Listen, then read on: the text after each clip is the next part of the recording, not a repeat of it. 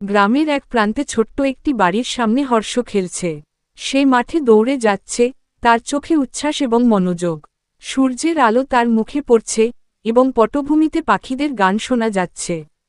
এক মুহূর্তে হর্ষ একটি সোনালী হাঁসের সঙ্গে দেখা পায়, যা সোনার ডিম পাড়ছে।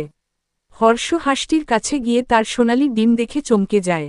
সে ভাবতে থাকে, যদি আমি এই হাঁসটি নিজের কাছে নিয়ে আসি, তাহলে আমি প্রতিদিন অনেক সোনার ডিম পাব। কিন্তু তার মন কিছুটা দ্বিধান্বিত।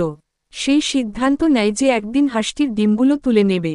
হর্ষ হাঁসটিকে তার বাড়িতে নিয়ে আসে এবং প্রতিদিন সোনার ডিম সংগ্রহ করতে শুরু করে। প্রথম দিকে সে খুব খুশি থাকে, কিন্তু ধীরে ধীরে তার লোভ বেড়ে যায়। সে মনে করে, যদি আমি হাঁসটি আরও বেশি ডিম দিতে প্ররোচিত করি, তাহলে আমার আরও বেশি সোনা হবে। হর্ষ হাঁসটিকে অতিরিক্ত খাবার দেয় এবং তার উপর চাপ সৃষ্টি করতে থাকে। একদিন হাঁসটি আর ডিম দেয় না।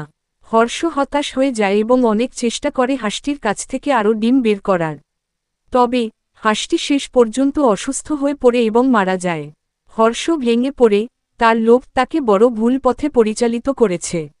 হর্ষ হাঁসটির মৃতদেহের পাশে বসে এবং বুঝতে পারে যে তার অতিরিক্ত লোভই তার ক্ষতি করেছে।